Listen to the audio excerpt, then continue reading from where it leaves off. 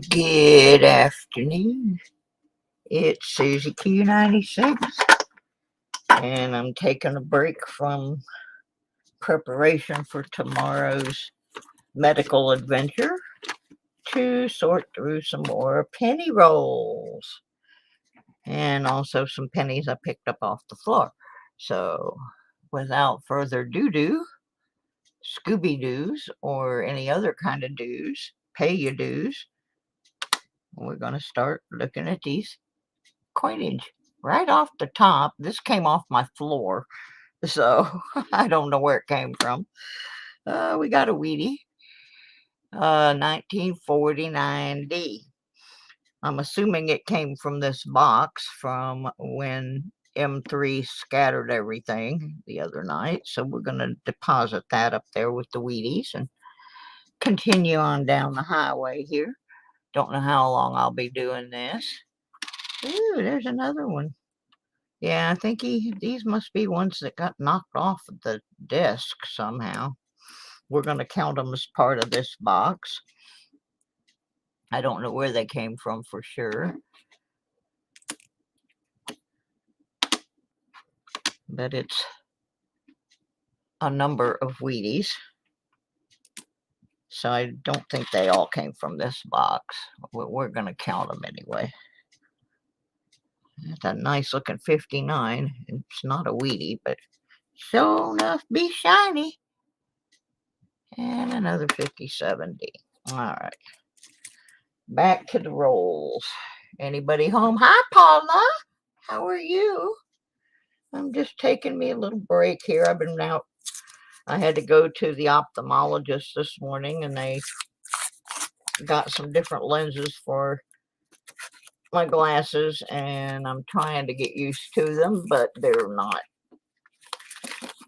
right either. We knew they weren't going to be, though. Hey, Scott. Welcome, welcome. Just playing with the pennies here. Taking a break from running around. I got the refrigerator stocked up because my niece is coming, and also because I'm not going to be able to be doing any shopping for a while. So I got the fridge fully loaded with things that I won't have to work too hard to cook, and all my laundry's done. My beds are made. My little ditty bag is packed. I did forget to get M3 some new treats, but he has enough for a couple of days, and my housekeeping assistant aide, Sandy, always brings things for him. She loves him, and he loves her, so I can always have her pick up some more Scooby snacks. Boy, that's nasty looking. Good grief. Judgy! Howdy. We're just sorting. And also we swept under the desk. And so the pennies that came off the floor, I am counting as part of this hunt.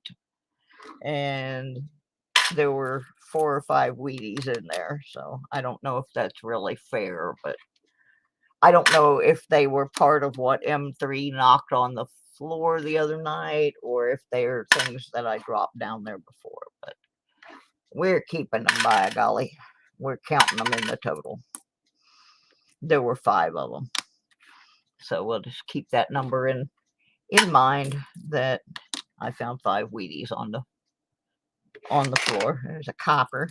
I just got done watching another video. Somebody saying we should be hoarding pennies and nickels because of their copper content. And I saved a whole bunch of them at one time, and then I didn't know what to do with them, and I ended up taking them all back to the bank. So I keep asking this question: what am I supposed to do with the coppers? Like that one.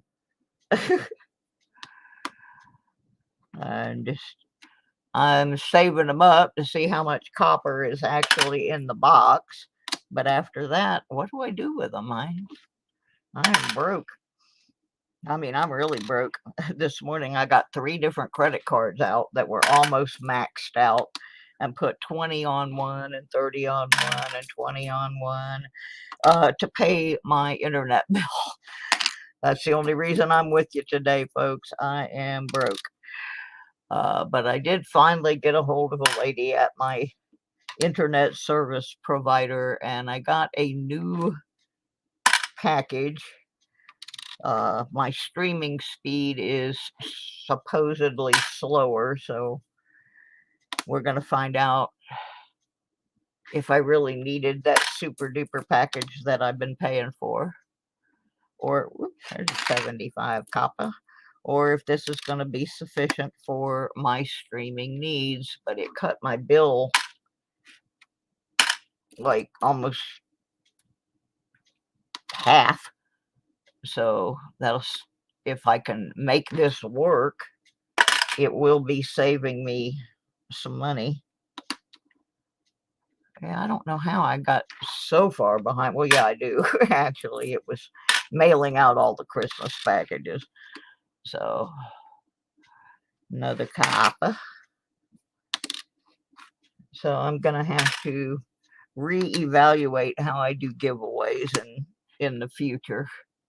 I think I may go to how Michael Kittle does them, which is a once a month biggie rather than so many little ones.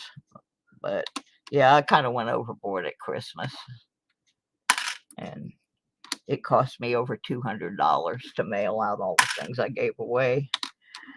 Well, it was fun, but yeah, I did not realize I was as completely broke as I am. 76D. And I had somebody say, well, why don't you take some of the money out of what you have put aside to move to Michigan and pay your bills? And there's 2 reasons for that. Number 1, if I do that, I'll never get to Michigan. But number 2, and most importantly, that money is in a special account where I have a second person who has to sign off on anything, any expenditure that I take out of there has to somehow be related to the trip. And I did that because over half of the money in there was donated for that specific purpose. And I don't feel right about spending it for other things. So I'm sure if I went and said, hey, look, I need to get into my money because I got bills to pay, that I could probably get the money out of there, but then that would jeopardize the trip, and it would also not be fair to the people that donated for my move. So I'm trying to get along without doing it. Actually, I probably wouldn't have been in that situation, except I have 2 credit cards I can't use right now.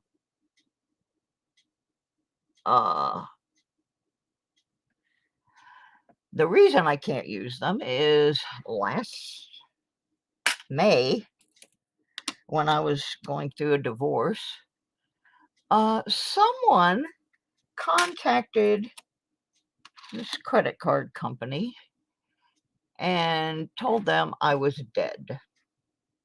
Well, I wasn't dead, but this personage decided to try to mess me up. And so they reported me dead, and the credit card company never bothered to ask them for proof. This person had access to enough of my personal information that they were able to provide the last 4 of my social and my credit card number and so forth. And so the company took their word for it. Well, I didn't find out about it for several months because I don't use those cards very often. And one day I needed to use one of those cards for something to fix my car with. And lo and behold, I was informed my card was declined because of a fraud alert. So, of course, everybody in the store thought I had committed some kind of fraud, which I hadn't. I was the victim of the fraud. And, well, there wasn't anything in that role. Uh, so I've been jumping through hoops for months now trying to prove to this company that I'm not dead, even though I've been making payments from my personal bank account every month to their company. I've had so far to send my driver's license, copies of my credit card bills, copies of my physical credit cards. Now they want a copy of my electric bill. Now, if I had those functioning credit cards, uh, this would be a non-issue. This paying my cable bill or my internet bill. But until I send them something else, I don't understand what the difference is between sending them my last credit card bill and sending them my electric bill is. Neither one of those actually proves I'm alive. And they said my identification didn't prove that I was alive, but the ID was issued in December of 2021 when I went and did my name change after the divorce. So I don't understand. They're just jerking my chain. And I'm half inclined to, when I get those cards working, to just run them up and then not pay them and say, gee, sorry, I'm dead. Remember? I paid you while I was dead. So now I don't have to pay you while I'm alive. I don't know. But anyway, I'm not very happy with them. Because anyway, I'm trying to figure out how I'm going to pay my bills for the rest of the month. That's one of the reasons I'm doing these pennies. They got to go back to the bank. Uh,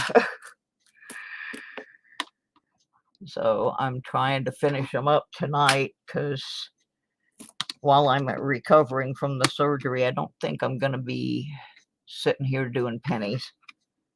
But if I can get most of them done, I can get them, I can roll them. I just can't see to read them. But, and I've got some quarters to take back, so. But I worked out a deal with the cable, or the internet. I don't even have cable. I have internet, and I watch a lot of live stream stuff, mostly YouTube. I can't really see to watch stuff anyway, so it doesn't matter. Yeah. I did that once, Shaji. Paid a car payment with rolled up pennies. I had to take them to my credit union. I had to sit there and roll them all up. This was back in the early 70s, and my car payment was $33.50 a month. It was funny. I had a good job, and I bought a very economical, non-gas guzzling car. I had a 1969 Rambler American. Grandma grocery getter. But I loved it because it was the 4-door model. And the 4-door model of the Rambler American, you could fold the back seats down. And so we would cram like a zillion people in my car for $1 a carload night at the drive-in theater. We'd fold the back seats down and we'd have about 7, 8 people crammed back there. But this one girl I work with, she made a lot of fun of that car because she'd make the same money I was, and she went out and bought this fancy little sports car, was paying high insurance and high car payments, and told me one day, I wouldn't be caught dead riding around in a car like yours. I'm like, well, you know what? It gets really good gas mileage, and it was the mid-70s when there was a gas crisis, and sometimes you couldn't even get gas. So I was quite happy with my little grocery getter. And one day I'm going down the interstate, on my way to work. Looked over on the side of the road, and there sat Miss I Wouldn't Ride in Your Car, broken down on the side of the road. Now, normally a coworker, I would have stopped and seen if I could give him a ride or whatever. But since she had said that, I opted not to help her.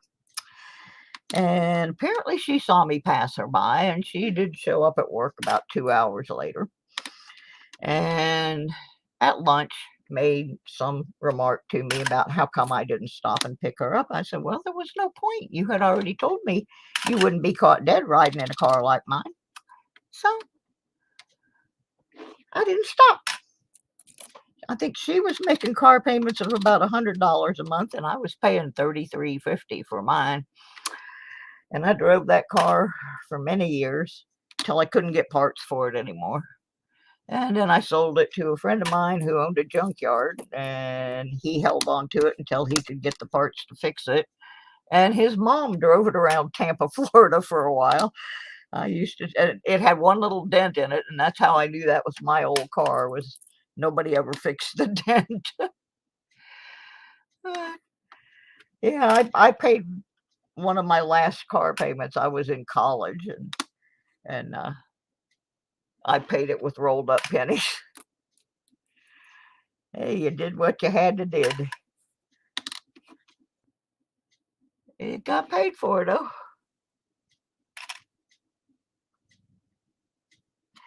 Yeah, that's the whole thing, Paula. I told them, I said, if someone just called you up and they told you I was deceased, and then you called them back on that number, and he says, well, we called your number.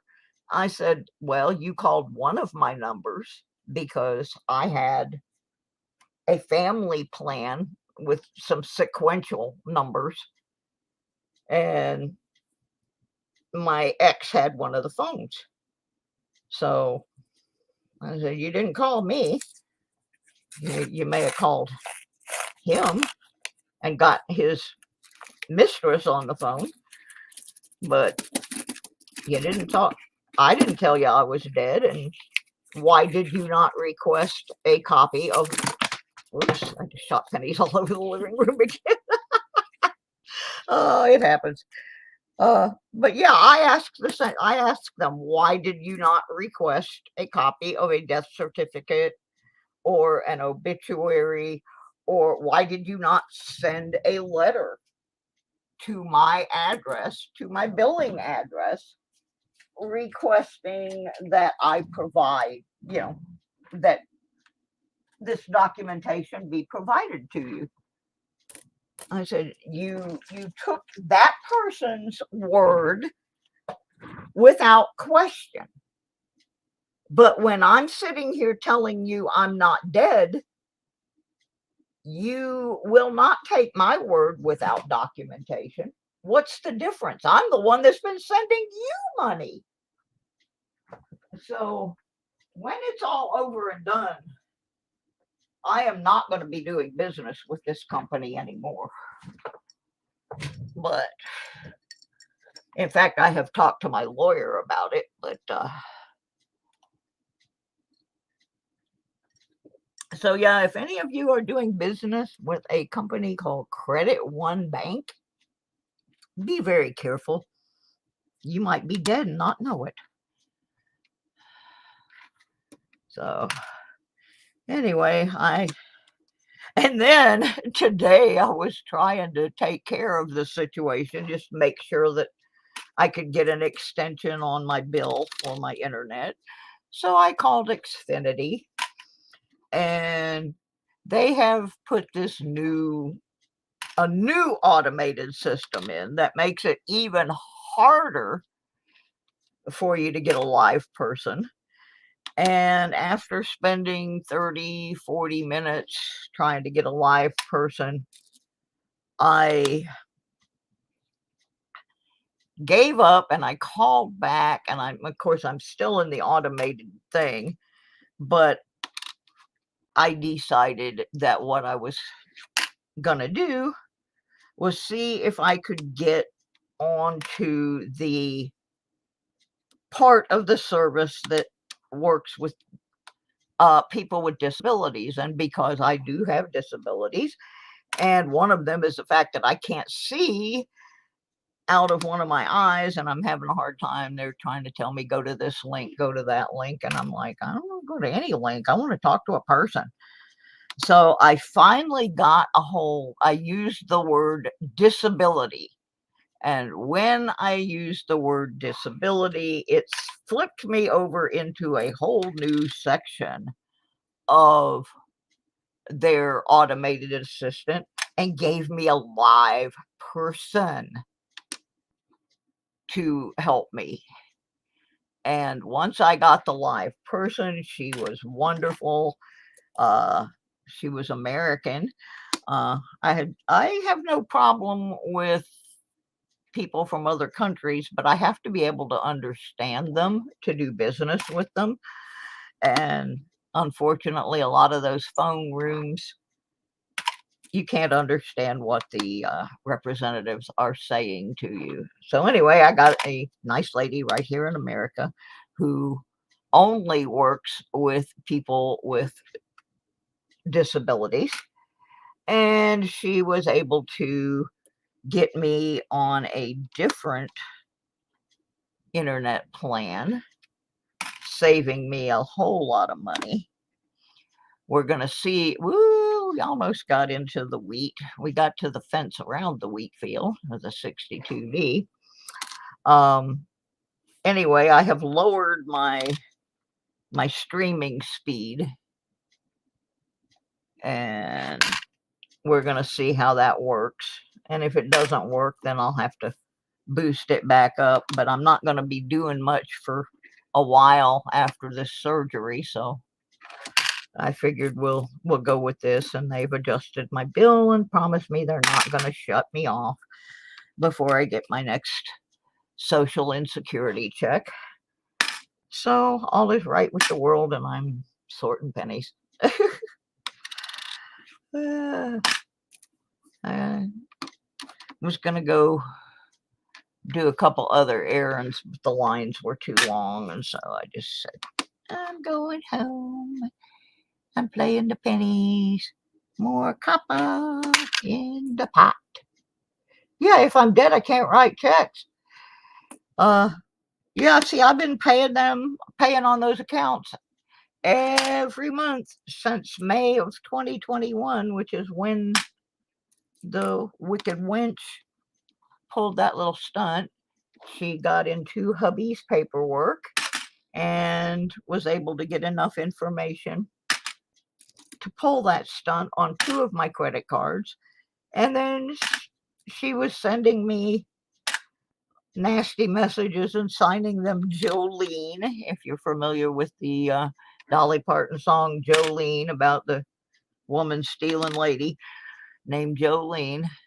She thinks it's all quite funny, but in the end, the joke is on her, because she thought when we got divorced and they got married that was going to entitle her to his Social Security benefits and so forth when he passes, but it doesn't, because that's just not how Social Security works.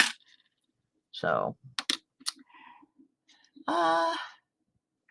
maybe she'll find out he's not quite the big catch that she thinks he is.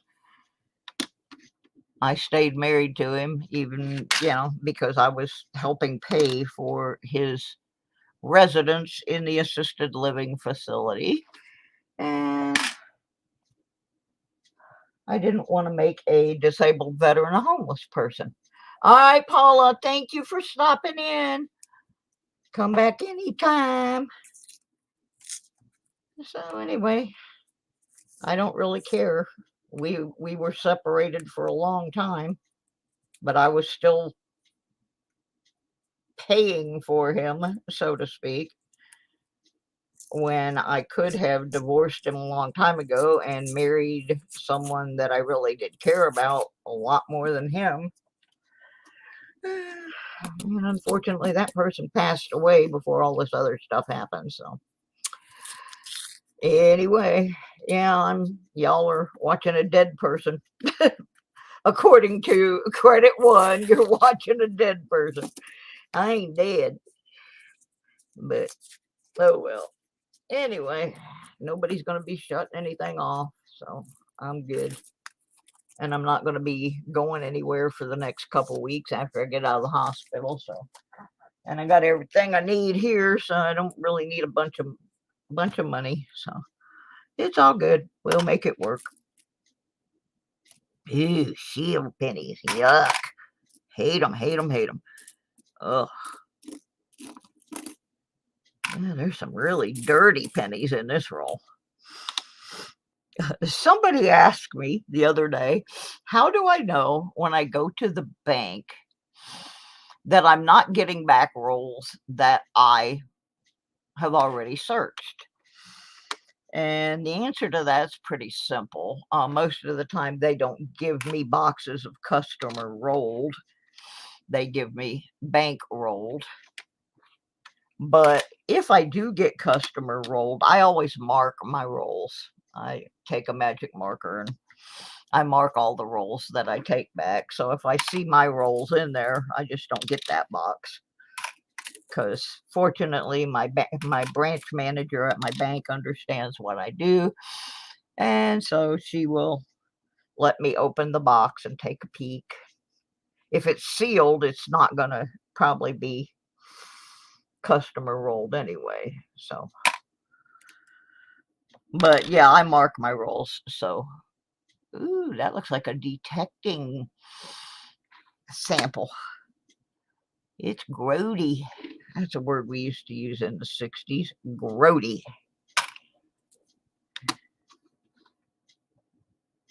Went gross and something else I forgot. Gross and shoddy, I think it was, smushed together to make the word grody.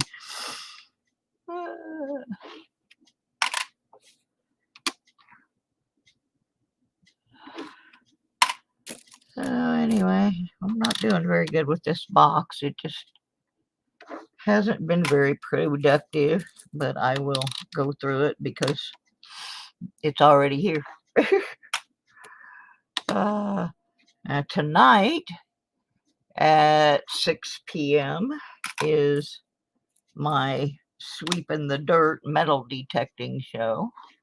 I really haven't made any plans on what it's going to be about, except we're going to visit another state. We've been alphabetically looking at brief clips of people metal detecting from different states around the country. I think tonight is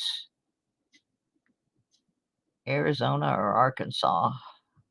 I can't remember. Arkansas, I think. No, Arizona. I'll have to look. I got it written down somewhere.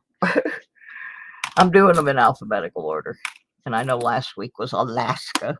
We went with Keithy, who attempted to go metal detecting on New Year's Eve. And it was like 6 below zero. That was pretty funny. So if you didn't see that, you might want to go back and catch that little clip or go over on his channel and watch the whole episode play out. I wouldn't have even been attempting it, but there's a copper. When you live in Alaska, I guess that's why I'm doing this series, is I want people to see, the different ways that different parts of the country approach how they're going to detect. To me, it's pretty interesting. Well, that's the cusp. So we put those in with the copper and check them later. The easiest way to tell if an 82 is copper or zinc, because they are both, is to just drop it on the scale, because the copper's way more.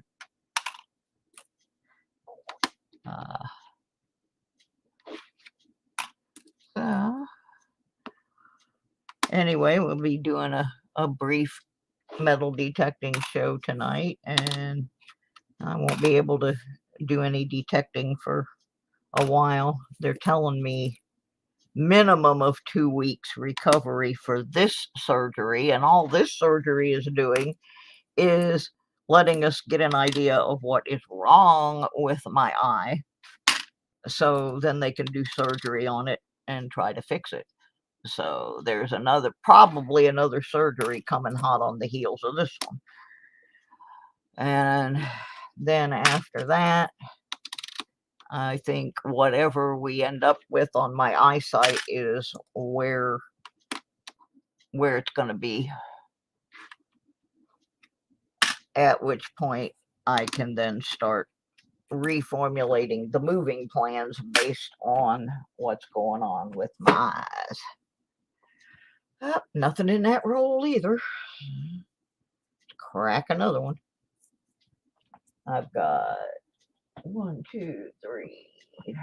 I still got almost over half the box. 1, 2, 3, 4, 5, 6, 7, 8, 9, 10, 13, 14, 15, 16, 17, 18, 19, 20, 21, 22, 23, 24 rolls left. Not counting the one I have in my hand. So we're just going to sit here and unroll them and see what turns up. I sure hope it changes soon. Getting a little discouraged here, but it's a crapshoot.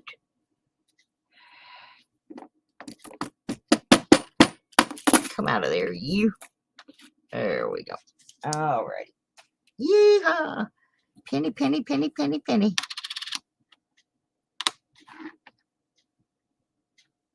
I am not checking them for anything except copper and wheat right now. There's a copper.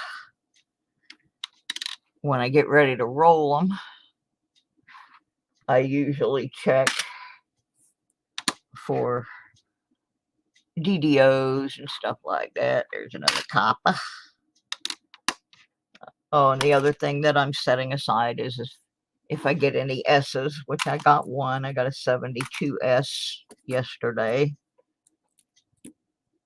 Don't see many S's up here in the mountains of Virginia.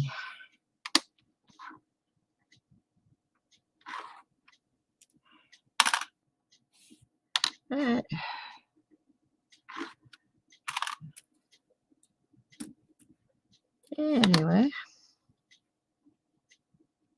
Yeah, so far the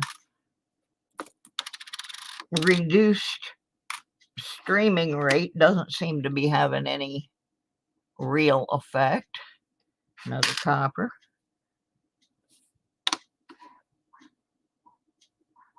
And I watched a couple of videos and it didn't seem to have any effect on them. So it looks like this is going to save me some money. And that's good. I like money. I need to get back to work on my eBay store too, but I'm not going to be able to do that for a while. I do have some items up for sale in my eBay store. There's a video somewhere in my catalog that says it has something about my eBay store in the title. And you can go in there and get the info on my eBay store. I've got some music items in there and a substantial number of collectible shot glasses. There's also a couple of things from the 2017 Tokyo Comic-Con.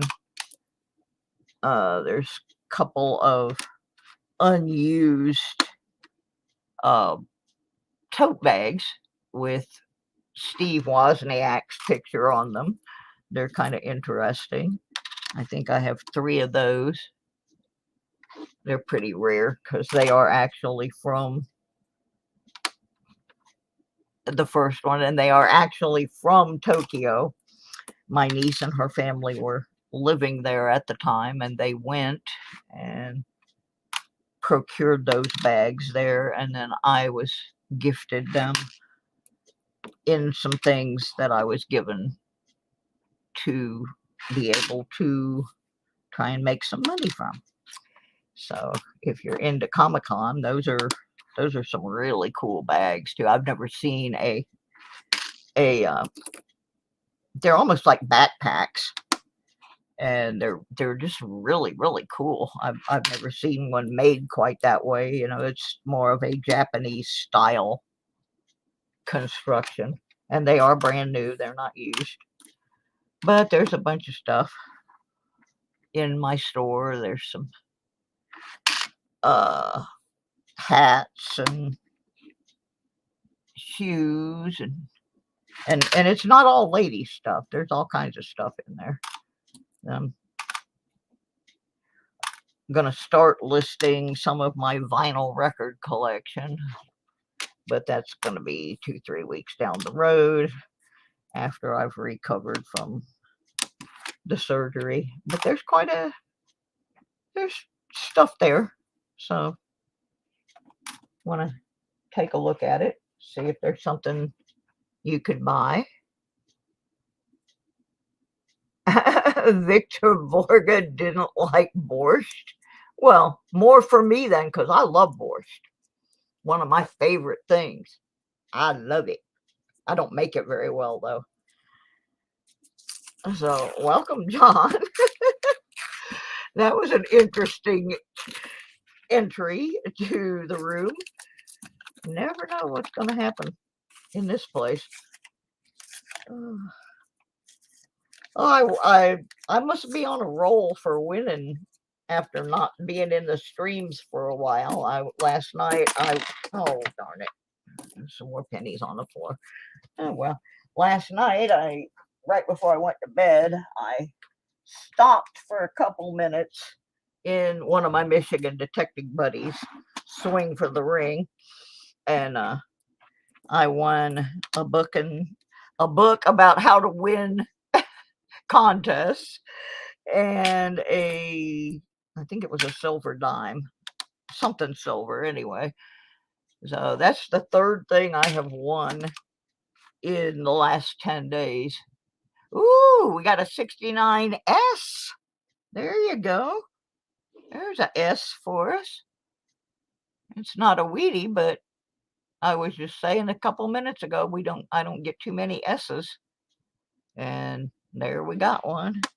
There's a 69 Summer of Love, San Francisco. Woohoo! Good strike there. Needed that. Makes me feel better about this ragtag box I got here. 88. 83.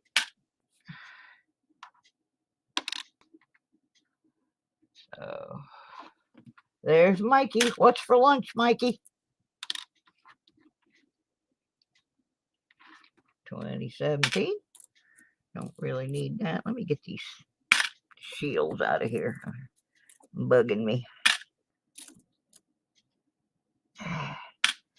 So the last exciting thing we got was the 69S just a minute ago. When we cleaned up the pennies that were on the floor, I ended up with 5 Wheaties. I don't know that they all came out of this roll, out of the spillage from the other night, but I don't know that they didn't either. So I'm guessing that maybe a couple of them did and the rest didn't. But for the purpose of logging them in, we're going to count them with this box, bearing in mind that 5 of them came off the floor and could be not from the box.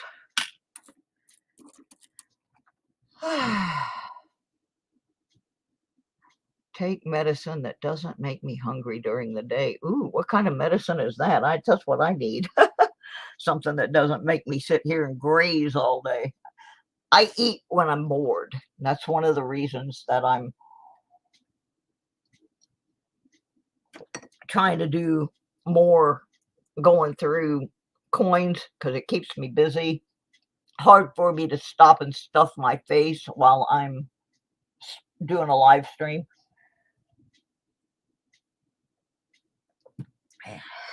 All right, got some out of there.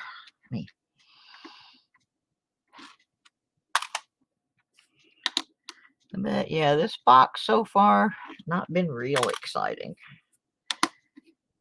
I'm gonna try to finish it today though.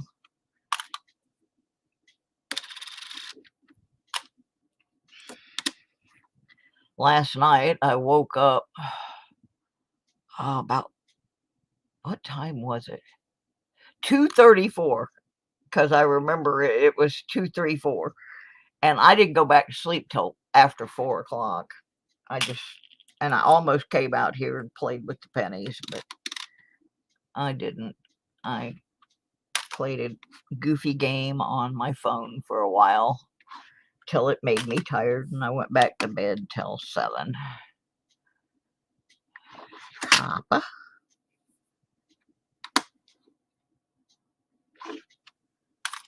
And then I had to go down to the eye doctor, and they swapped out my lenses this morning.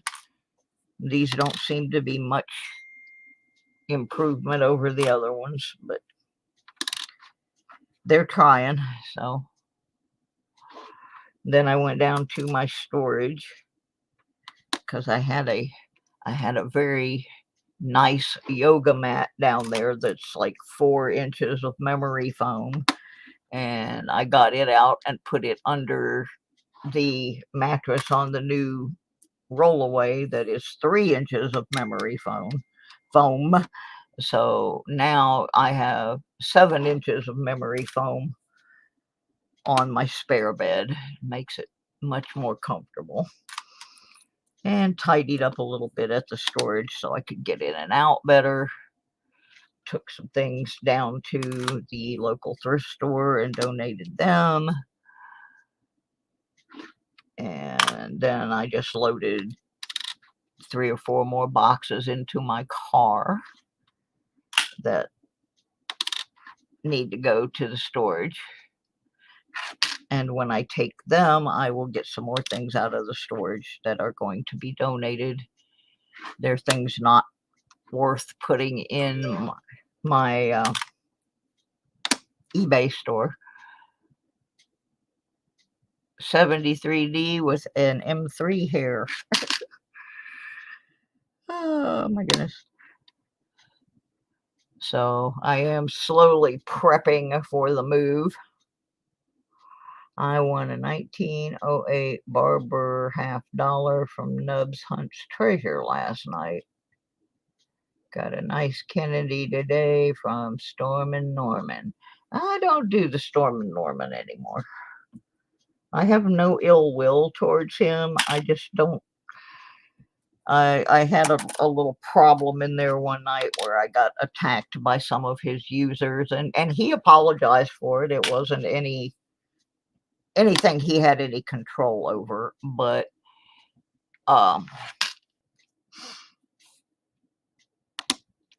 it kind of bothered me a little bit.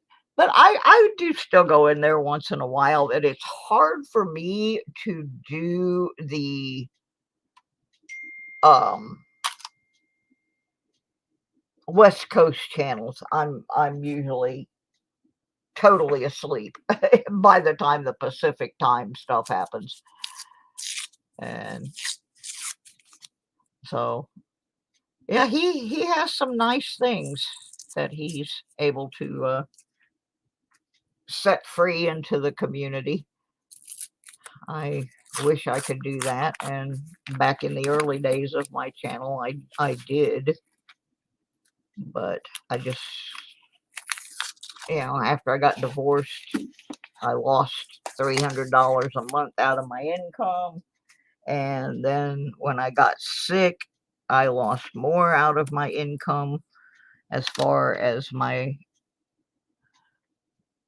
I used to do a lot of craft fairs and selling my jewelry and handmade items, and I don't have that income anymore either. So I can't do what I used to do with my channel. That's why I keep working and working, trying to get it monetized. And every time I get sick, YouTube comes in and steals users, and there's another copper, and view time. And so it's like one step forward and two steps back. I have tried to make 2 or 3 videos that I have set up to be released later, so I can kind of have them pop up while I am recuperating to keep my channel, keep activity moving on the channel, where we'll see if that helps any. But yeah, that's my motivation for the monetization of the channel, is not for me to make a bunch of money, but for me to be able to continue to do giveaways and get a little better equipment, camera wise, mic wise, etc. So yeah. You're right, Mark. Actually, your 1 cent now costs 3 cents. That penny for your thought is a 3-cent piece now. Indeed it is.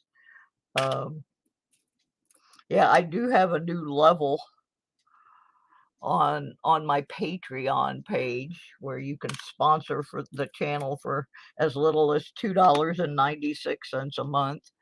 If all the people that are on my channel would put $2.96 in by way of Patreon, it would add up. We could do some things. We could. 86, that idea. Alrighty. But yeah,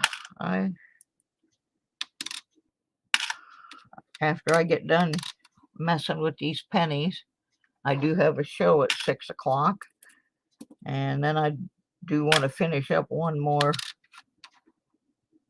or two more metal detecting videos. I found 2 memory cards that I had taken out of my GoPros. My GoPros are so old, they're GoPro 3s, but they work just fine for metal detecting. I don't have to have a lot of fancy schmancy.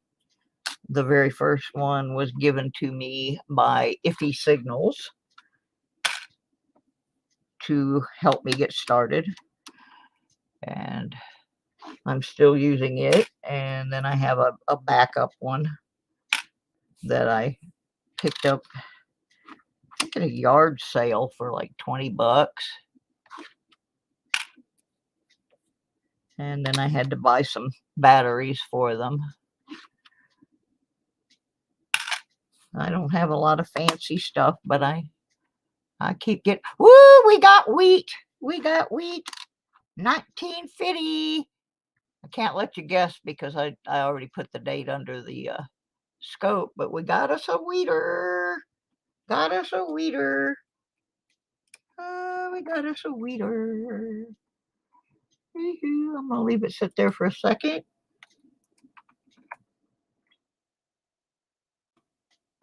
I don't remember what my command is for Patreon. I think it's donate. Not sure. Let's see. Let's flip it over. Yeah, there we go. There you go, Mark. That's the command you were looking for. Donate. At 1950. Well, I did it that way when I set them up because I tried to make them the words as short as possible because I didn't have a lot of mods, and I'm trying to, like, type them in and watch the stream and do all that. So we got us a 1950 Wheatie out of that roll. That is encouraging. We also got the S penny a few minutes ago, the 69S. 61 standing outside the fence of the wheat field. Not quite in there. 61D. Two of us leaning on that fence out there. 63D. This roll's got some older ones in it. Let's get a little bit older than that. There's a 60D. Wow, these all came out of the same roll. That's amazing. Come on, let's get a little bit older. 82D. Put that in the copper till we check it. 71. That's a copper. That's a shield. I'm not even looking at that mess. 75. Copper. Another shield.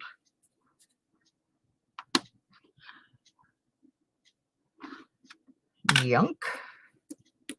3 more left in this roll. Copper. And 94. Yeah, another thing that I need to buy for the channel periodically are supplies.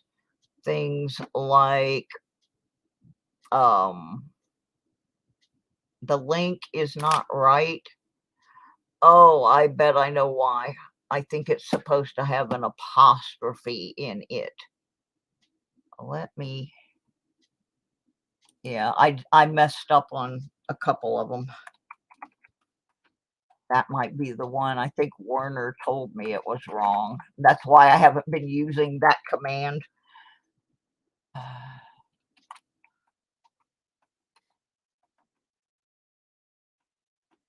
Let's see if that works.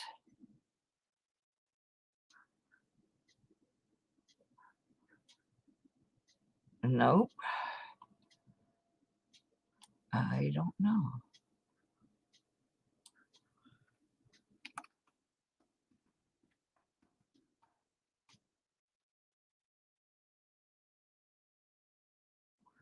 Huh.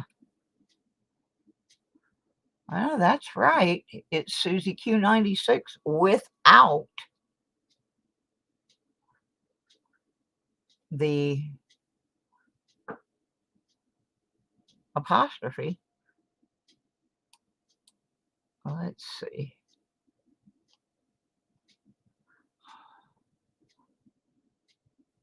Let me copy this real quick. Oh, pooh.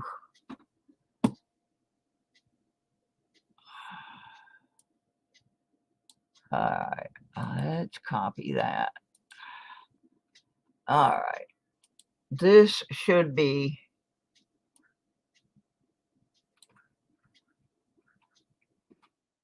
This should take it where it needs to go. Yeah, Mark, would you fix that for me? Mark is like so good with all of that stuff, and I am not. I do well just to manage to some of this stuff I'm really good at, and like I used to write my own web pages back in the early 2000s. You know, I knew how to write HTML and all of that, but I don't. I don't do it anymore. All right. But anyway, yeah, we've got some pretty different levels. The poorer than dirt level is $2.96 a month. Copper level is $5 a month. Silver level is $10 a month, and the gold level is $20 a month. And you just sign up, and once a month they'll take that out of your account and put it over into mine, and for the channel. And I've only got, I think, 2 or 3 because I really haven't pushed this thing. But I saw somebody doing a low end one. In my about page, post the right link. Yes, on here, and then I'll copy it and go paste it in the about page. Y'all hang on. I'm gonna open a new roll in just a minute, but I got to refresh my beverage. So I'll be right back after this brief intermission and technical adjustment. Oops, there went a penny. Penny, penny, penny.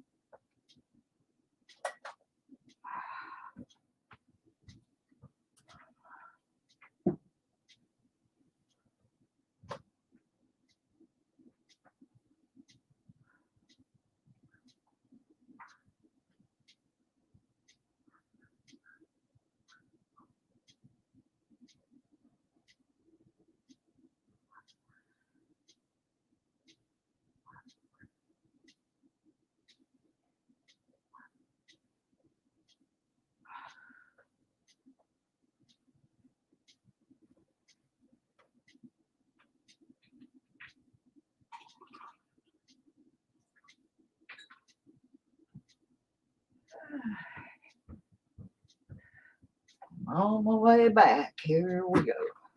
I had to get me some more tea.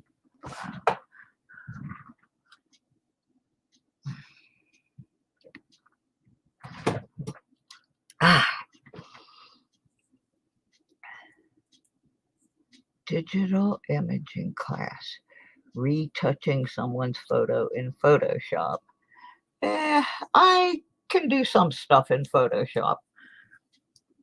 One of the things I'm not very good at is changing backgrounds on things.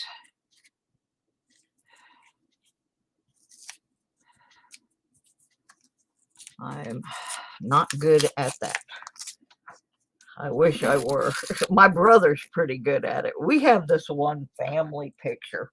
It was taken when I was in 2nd grade, and it was at my Aunt Vesta's house for Thanksgiving dinner. Now, my Aunt Vesta was married to this guy. I don't consider him my uncle. He was her 3rd husband, but his name was Otis, and Otis lived up to the Andy of Mayberry, Otis the drunk. None of us liked Otis, and eventually Aunt Vesta got smart and got rid of him. But there was this wonderful photo that my Aunt Vesta took, very few pictures with my whole family in it. And right in the middle of it is drunk Uncle Otis. So years later, I found this picture and I wanted to include it in my family genealogy book, minus said drunk Otis. So I asked my brother if he could remove Otis from the photograph, and he did a beautiful job. And it's hardly noticeable that there was anybody in that spot. And it's one of the few decent pictures of my family that exists. So I can do some of that stuff. I'm really good at like adjusting brightness and contrast and color hues and that kind of stuff because I worked in the photo lab and I worked in the custom lab retouching old photos and stuff. So I am really good at that part. But the changing backgrounds, I never did master. And I wish I had, because I have some wonderful photos that just have crap in the background that I'd like to tidy up at some point. I gave some of them to my brother to work on, and he's done a real good job. But yeah, I wish I had learned more Photoshop, but I'm pretty good at parts of it. a lot of times I'll see people in different groups I'm in that will post old photographs of different events, and I will take their photo and download it and clean it up and send it back to them. I do a lot of stuff with old band photos too. I've got some great photos of Question Mark and the Mysterians that I have gotten from different people and cleaned them up, that were taken back in the 60s, and they're the contrast and stuff not the best, but I have cleaned a lot of them up and turned them into some really nice pieces, and I always send them back to the person that sent them to me as a cleaned up version, and we appreciate getting anything related to the band, because 3 of the band members over the course of time have had house fires and lost a lot of their photos and scrapbooks and stuff. Q's house burned. First, his studio burned to the ground in the 90s, and then in 2007, his house burned, and he lost a lot of his collection. And I actually have more Question Mark and Mysterian stuff than Question Mark does, but I share my stuff with him. I get copies made and so forth. But he lost, like, there's some things just can't be replaced. His gold records, stuff like that. Yeah, I have done that, Mark. I used to do a website about a band called The Outlaws. I grew up with them, and I did a website called The Outlaws, the early years. And when I first started getting sick back in 2010, while I was in the hospital having my surgeries, my internet provider sent out this email saying, we're going to be moving all our stuff to different servers, and you need to get all your stuff off. And if you don't get it off by so-and-so date, it's going to be gone. And I was in the hospital, so my whole website went down the toilet, except pages that I had stored on my personal computer. And I was able to recover some of the photos and pieces parts by way of the Wayback Machine. So I have used that on occasion. I wish I could have recovered more than I did, but I'm grateful that I was able to get any of it back. And I use it as a search engine sometimes when I'm looking for band related stuff, not just that band, but others. I do research for someone that helps celebrities do their biographies and autobiographies, and some of them don't have much about their own careers because they weren't paying much attention. They were partying or whatever, or their house burned down, or so I get hired to do research for researchers. And I use things. Hi, Darren. And I use things like the Wayback Machine. It is a really cool thing. There's some more copper.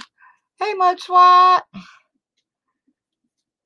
And that's the last one out of that roll. I'll be busting open a couple more, and then I gotta take a break for a little while because I'll be back at 6 doing my detecting show, and I got a little research I got to do for that.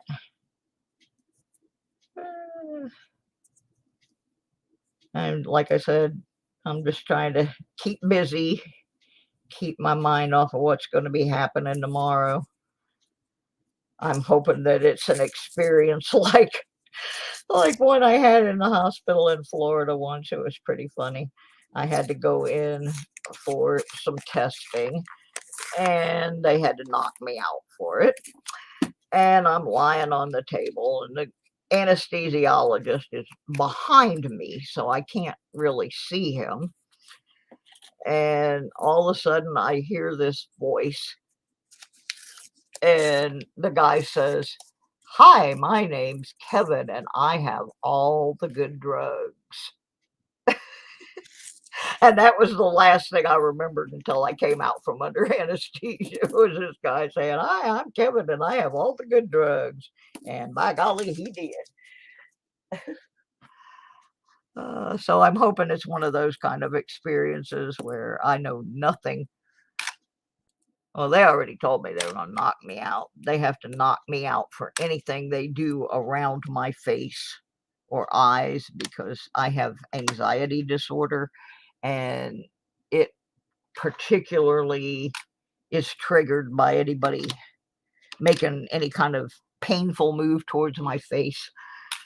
Uh, so, yeah, they already let me know that I'm going to be definitely knocked out, and they've already written my prescriptions for the post-op, and one of them is like a really big high dose hydrocodone. So I know this is going to be a painful deal, because they don't just hand those out like candy. Uh, so in order to not focus on it too much, I'm playing in the penny box. There goes some copper. Copper, copper, copper. So we're just kind of hanging out this afternoon for a little while. I kind of got a little sore messing around down at the storage unit, but I had to get the stuff out of the way so that there's room for my niece to come and stay for a night or two. She's gonna make sure I'm okay. It sounds like a line from a Quentin Tarantino movie. Yeah, could be. I don't really watch that many movies. It's funny. I used to, but I just not. I don't know. I kind of got disappointed in Hollywood when they started doing remakes of everything. There are so many wonderful writers and creators in this country. I do not understand why they think they need to take the greatest movies of all time and turn them into mediocre movies. I wish they would just, stick with using some original stories. I I can't I can't see the point. One of the movies that really made me mad when they did a remake was True Grit. There was no reason to redo True Grit. It was perfect as it was. Uh-oh. Da-dum, da-dum, da-dum, da-dum. We out in the wheat field. Got a little wheat field soul. And I bet none of you can tell me what band made an album with a song on it called Wheatfield Soul without looking it up. So, anybody want to take a guess on what year our Wheatie is? Yeah, but I'm all, they do well at the box office, but then most of the people that paid to see them are like, I wish I hadn't paid to see that. Uh, I just, I just wish there are, like I said, there are so many people writing screenplays and original screenplays that I wish these people that are doing the remakes would instead gotta go get a tractor. Bye, John.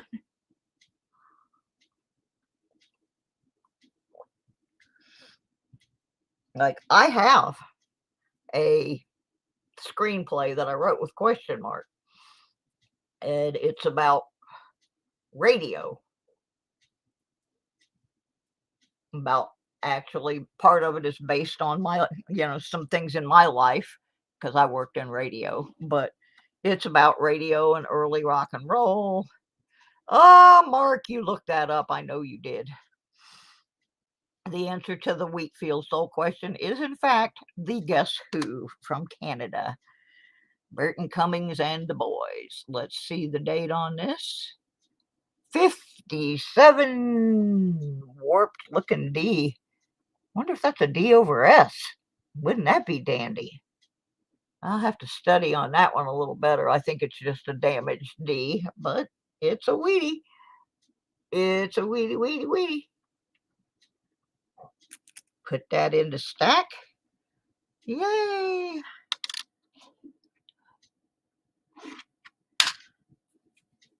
Yeah, I loved that song, Wheatfield Soul, and it was one of those long, sort of psychedelic kind of things.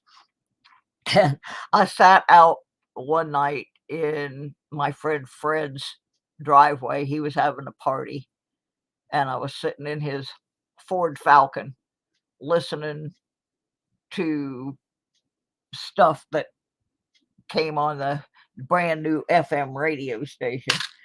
And I ran the battery down on his car, and nobody could get out of the party because his car was parked behind everybody else. So we had to get some jumper cables and a bunch of stoned hippie kids out there trying to start his car. All because Susie had to keep listening to Wheatfield Soul. Uh, a good song, though. Another copper. 2 in a row.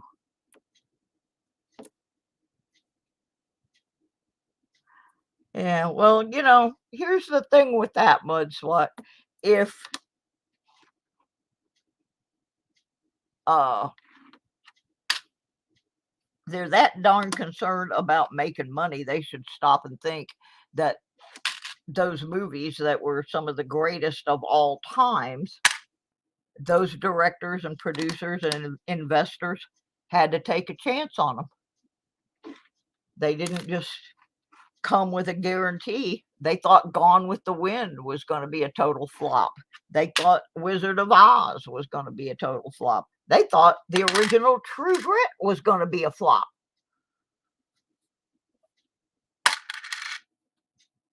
Yeah, I mean, how much money do you have to make? Before you realize you have sacrificed art for money. Oh, looky here. It's a Wheatie, but I've already exposed the date. Too bad. But we got another Wheatie out of that roll, so that's 2 out of that roll. Yay, yippee. The tide hath turned a little bit. Yeah, we're trying to find somebody to. We've had some people look at our script and tell us it's a wonderful script, and we've made some excellent choices for the soundtrack music, but we still haven't been able to finalize getting anybody to put some money in it.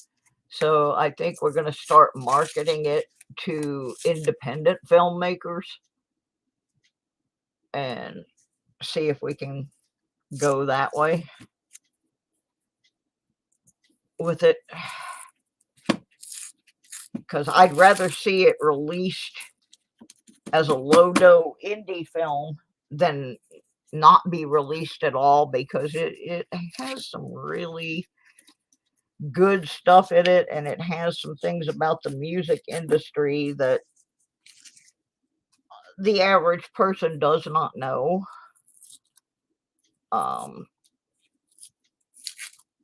And it's all factual.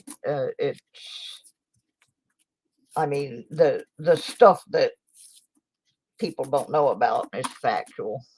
Like there's a record label that gets featured in the course of the screenplay, and it is featured because they were shut down by the federal government. The Securities Exchange Commission shut them down for selling phony stock, and they ripped off all the artists that were on their label. And the person that ripped them off took all their money and used them to finance a little band called Kiss. There's a lot of controversy there that people don't know about, and it's documented. So I'm going to find somebody to do that. We've got a couple people interested, and some of them are, one of them is a pretty big name, so we are hopeful. I was asked to do a little edit and actually give them a little bit more of part of the movie, which I hesitate to do because I'm afraid they will steal it and go off on their own, and we will get screwed. And there's a borderline there. It's like metal detecting is about the adventure, not the finds. I say that every time I don't find anything. Well, there are some channels that I don't watch anymore in metal detecting because I just don't find their content to be believable. I just don't believe that these guys go out every day or every video and find 200-year-old coins and gold rings, and yeah, they show a little trash, but the amount of things these guys claim they find and the condition of the things they find make me think some of it is planted. There was a time before I got sick where I was out detecting every day, and I was in some pretty historic areas. I wasn't finding that kind of stuff. Once in a while I would, but in general, you just don't find 200-year-old coins in immaculate condition and gold signet rings and all of this stuff on a regular basis. I've never encountered that personally. I went detecting with one such person who almost in every video is showing multiple finds of gold and so forth. It was awfully funny. The day I was detecting with him, he didn't find anything but fishing weights and pop tabs. And then the next day, when I wasn't there anymore, miraculously, he's back finding 7 gold rings again. So sometimes I just don't watch their channels anymore because I don't think it's real. I just don't. And when you don't show your trash, or you only show a little bit of trash once in a while, I think it gives false hope to the newer detectors. They think they're going to just go and buy a machine and they're going to go out and immediately start finding large cents and uh, barbers and walking liberties, by the handful. And that's not realistic. Realistic, you're lucky you get out there and you find a handful of clad and maybe a piece of silver on a good day.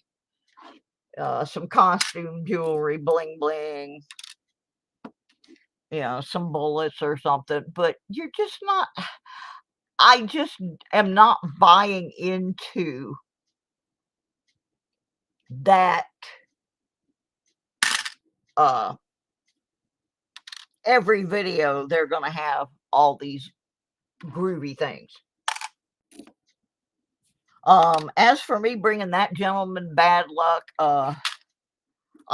there are a number of people in his home state who have had that same experience. Seems like everybody that goes detecting with this guy ends up, he doesn't find much that day. In fact, one individual has told me this, and I have no reason not to believe it, that when they went out to do some beach detecting, this guy had a bunch of rings on, and one by one those rings seemed to be showing up in the videos as things he was finding. So what he was doing was he'd dig him a little hole, he'd slip the ring off into the hole, and oh look, I found a ring. Well, yeah, I'm sure it does depend on where and how you hunt, but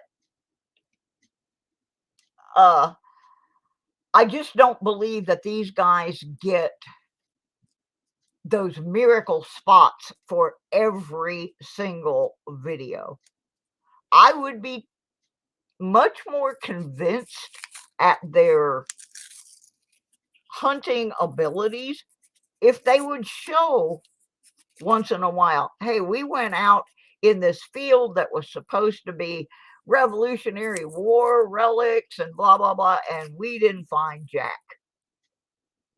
I would be more convinced that they were on the up and up if they would just once in a while have a failure like the rest of us commoners. I just don't believe that every single trip out is going to produce that kind of finds. I just don't. And like I said, I believe that it gives newcomers to detecting uh, a false idea that they're just going to buy a machine and go out and these things are just going to appear, because that's not the way it is.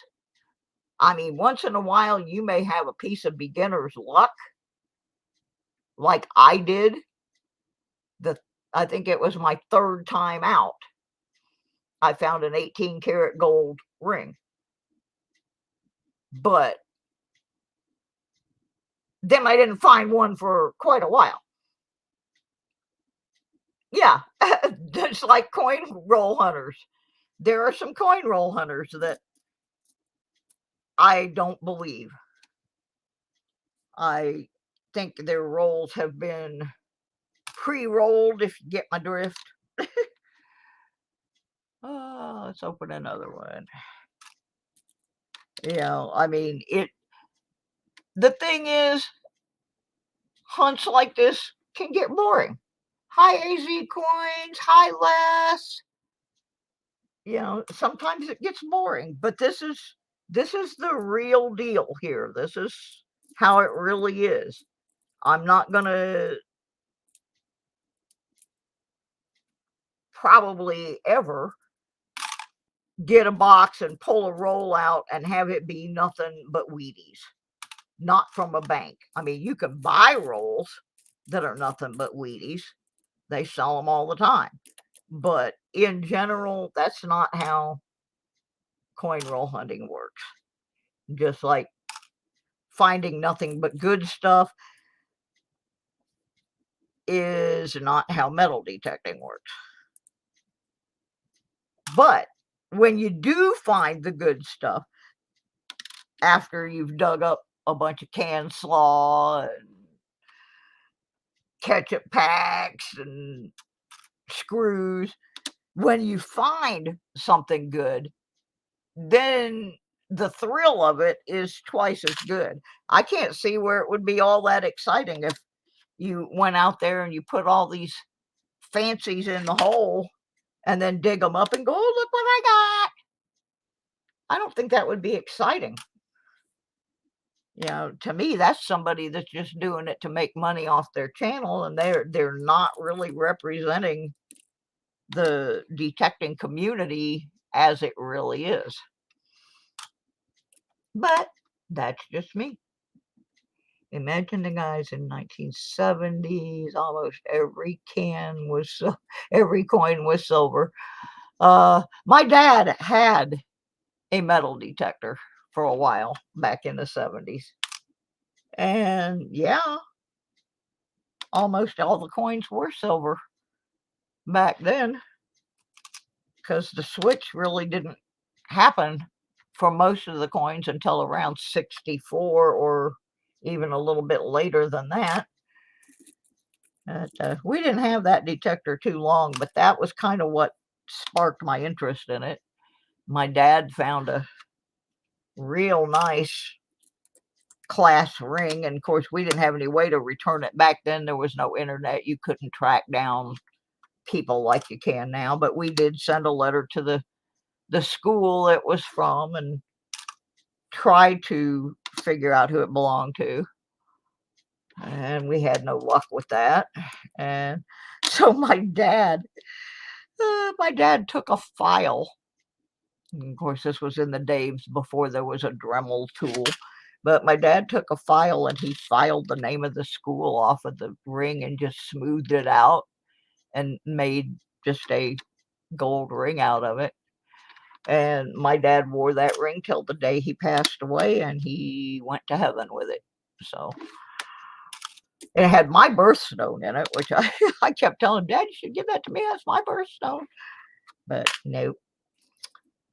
But, uh, but yeah, I used to get to use that detector. My dad traded it. He got it from a guy who made a trade for it, and then later on he traded it off for something else. I hated to see it go, and it was decades before I got around another one.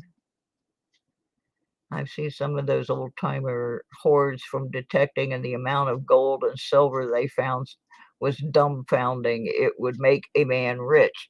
Yeah, back then, um, there were people that did get rich down in Florida, going along the beaches and stuff, and they were now there's laws in certain areas where that you can't detect in the ocean because of shipwrecks and stuff. But yeah, I do that too, Mark. There's a schoolyard right up the road. There's actually a couple of them, and sometimes I'll just go up there just to get out for a while, and I'll find a bunch of clad, and sometimes I'll find an earring or a little piece of bling jewelry. But I have found real gold jewelry in schoolyards. My favorite find of all times is still a 14 karat gold crucifix ring that I found in a Georgia schoolyard out in the middle of one of the least populated, poorest counties in the state of Georgia, and found that ring in the schoolyard. I found a silver Irish ring in there. I found silver coins in there.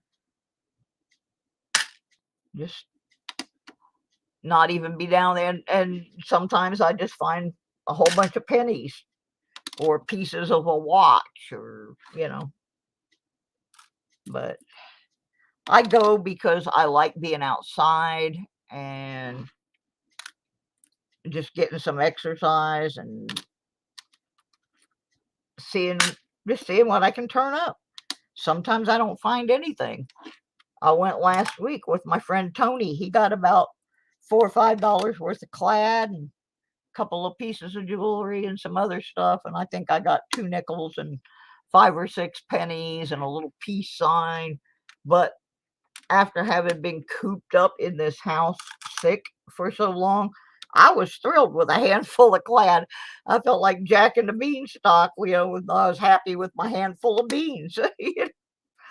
Just wanted to be out there because you never do know what's going to turn up. Well, not much left in that roll. Let's grab one more and then I'm going to quit. About 3 or so. When this roll is done, I'll be taking a break from this. Got to get my detecting show planned. Well, I got it planned. I just got to get it organized. So we'll do one more roll here and see how it plays out.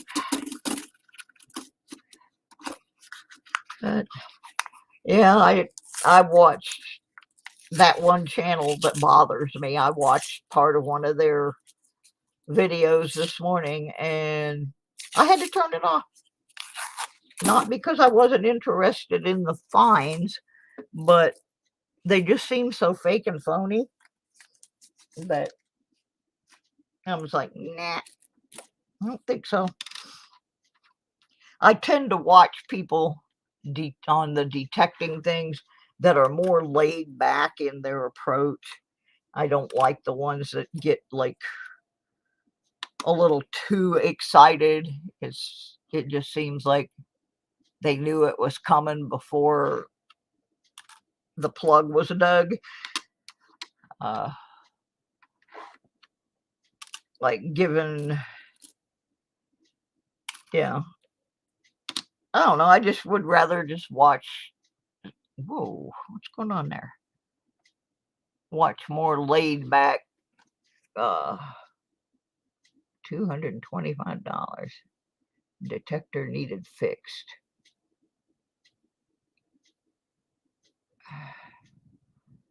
And mine needs fixed too.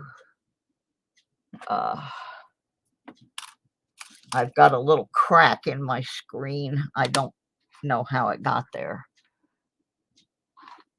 but I don't know if it's still under warranty or not. I don't think it is.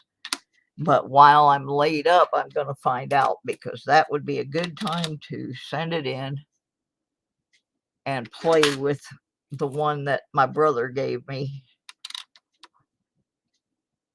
But yeah, I don't know how it got cracked. I have a suspicion because I had the bag behind a door in my bedroom, and I think someone else who did not realize that may have opened the door and pushed it into that bag.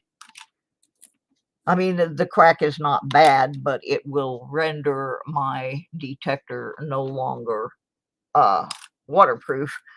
So I'm going to send it and have it repaired. Everybody is ranting and raving about the Legend, and it looks like a dandy machine, but I can't invest that kind of money. So I'm pretty happy with my simplex, and I like to have a Knox. I would love to have a Knox 600, not the 800. Ooh, there's a 74S. I don't really want the 800.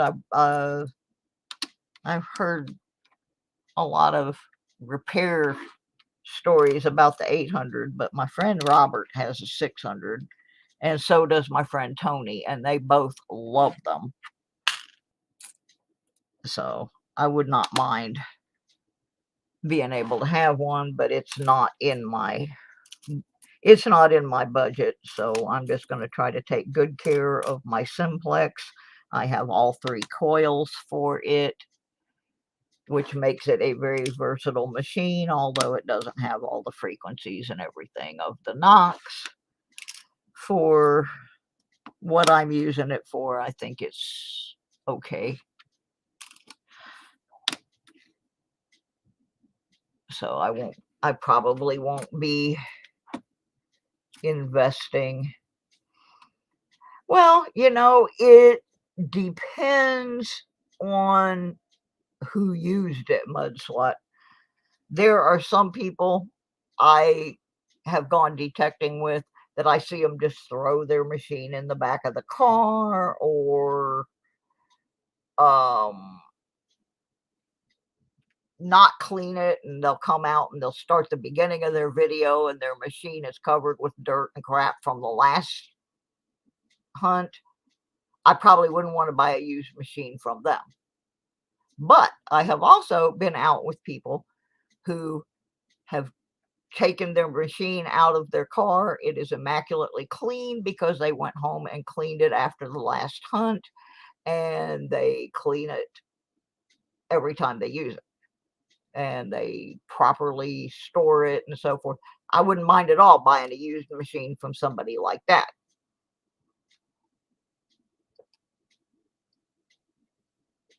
I'm kind of one of those people that's in between. I may not clean it immediately after I get home, but I usually have cleaned it before I go out on the next hunt. I just, I got into that habit because I'm poor, and I knew if I didn't take care of what I got and it got broken, then I wasn't going to have anything. So I just put myself into that habit. And another reason I did was when I first got my simplex, I'd had it about 3 weeks, and I was getting all this weird chatter that was not adjustable, where I couldn't get it out. And I'm like, what in the world is causing this? I wasn't near any power lines, and it wasn't my cell phone. It wasn't any of the common things. And so I sat down on my patio and I said, I'm going to clean this thing from head to toe. I'm going to make sure all of my cables are properly connected. And it turned out what the noise was, somehow half of a staple had gotten under my coil cover. So inside my coil cover, with some Georgia red clay and some Florida sand, was a little piece of a staple, and it was making my machine go ape. So after that, I became quite diligent about cleaning under the coil cover, making sure there was no sand, no little pieces of iron, no nothing under there. Made a world of difference that day, I'm telling you what. But I'm pretty good about keeping my stuff clean.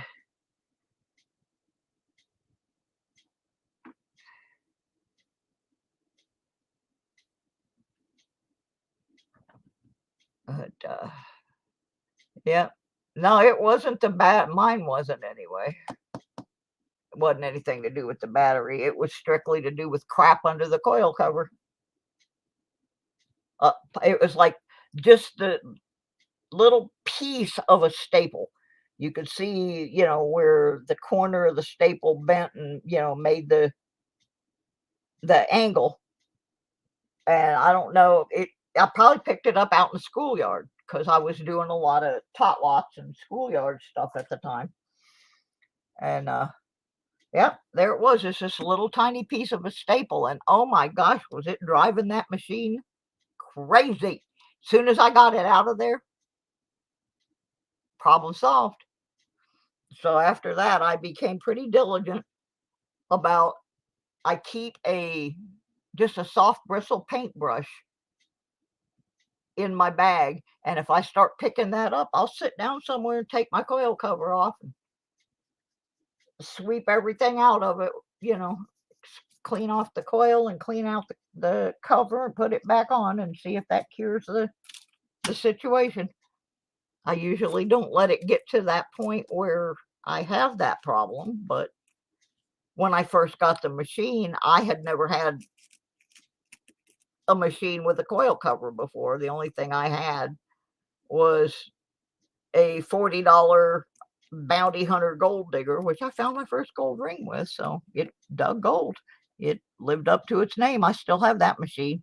That's the one I let little kids use. They'll see me at the park or something, and they want to use my simplex. I know you can't use that one, but you know, have your parent come over here, and if they say it's okay, we'll walk out to the car and get this other machine, and you can use it. So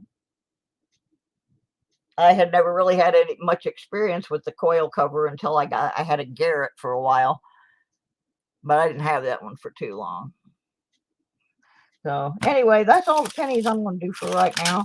I'm going to go check my mail, and I've got some packages I got to get ready to get mailed out and that kind of thing. I will be back at 6 p.m.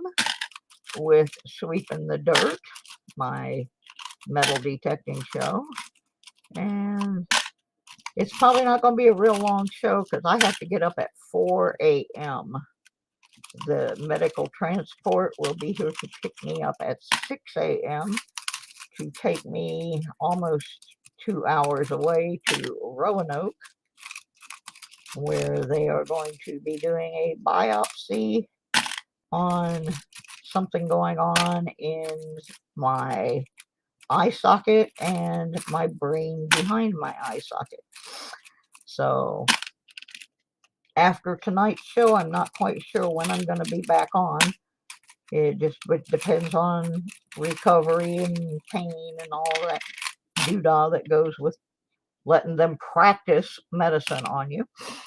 So we will see you. Could not find silver with my bounty hunter. Yeah, I actually did find silver with that little $40 bounty hunter. Now, the machine that I inherited from my brother, I haven't really had a chance to play with it. It was branded for Calico back in the year 2000.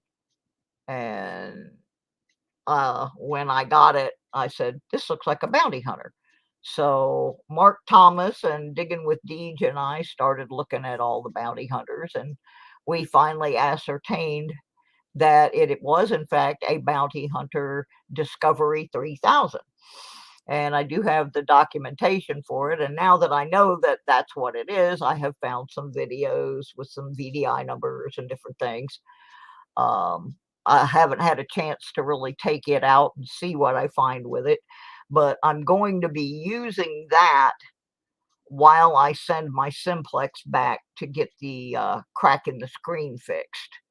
So I'm going to take that bounty hunter and my original $40 bounty hunter gold digger, and I'm going to take them both to the same places and I'm going to go through first with the gold digger, and then I'm going to go back through with the Discovery and see what we do, because the gold digger is basically you just turn it on and you pretty much dig everything. It's got a very limited scope of, it doesn't have different frequencies or anything. It's just got a little gauge on it, showing you where you're at. But my Garrett was my first real machine, and I swapped it out for the simplex.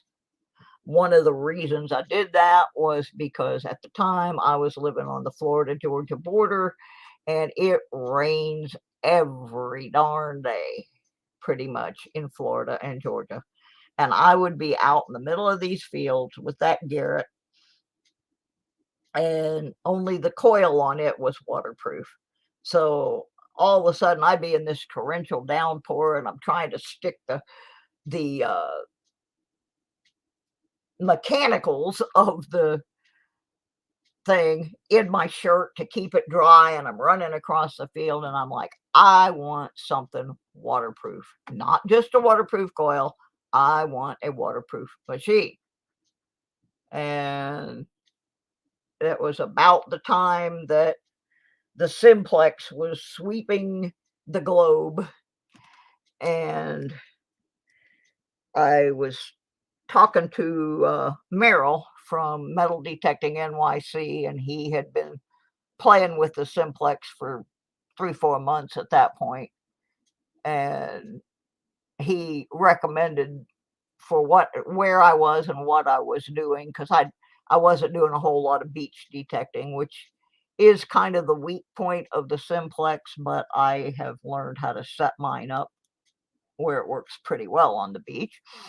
But anyway, on Merrill's recommendation, I got the simplex, and after I had had it and the Garrett simultaneously for about a month, I cleaned I took the Garrett apart, cleaned it all back up, put it back in its original box, put it up on eBay and sold it. And kept the simplex, and I've not ever been unhappy that I did that. So that being said, I'm gonna go do a few things I got to do before tomorrow's adventure. Package total, just on the way out the door. But I'll be back at 6 p.m. with my metal detecting show, and then I don't know when I'll be back because of what they're going to be doing to me tomorrow. I tried and tried today. I was looking for a t-shirt that I used to have. I guess I don't have it anymore. But it was a Wizard of Oz shirt that says, "If I only had a brain." I really wanted to wear that tomorrow since they're going to do a brain biopsy on me, but I couldn't find it. So, all right, I'll be back at 6. Thank you guys. If you haven't hit the like button yet, please do so. If you really would like to help me keep this channel from fading into oblivion, uh, we're trying to get some Patreon sponsors on our poorer than dirt tier, which is $2.96 a month. Pretty much all of you can afford to give up a cup of coffee. You can go to the link there. Mark fixed it for me. I just have to go fix it in my about section. But there you go. So we can give away some more groovy things on the channel without making it where I can't pay my bills. All right, gang. We'll see you in a bit. Bye, everybody.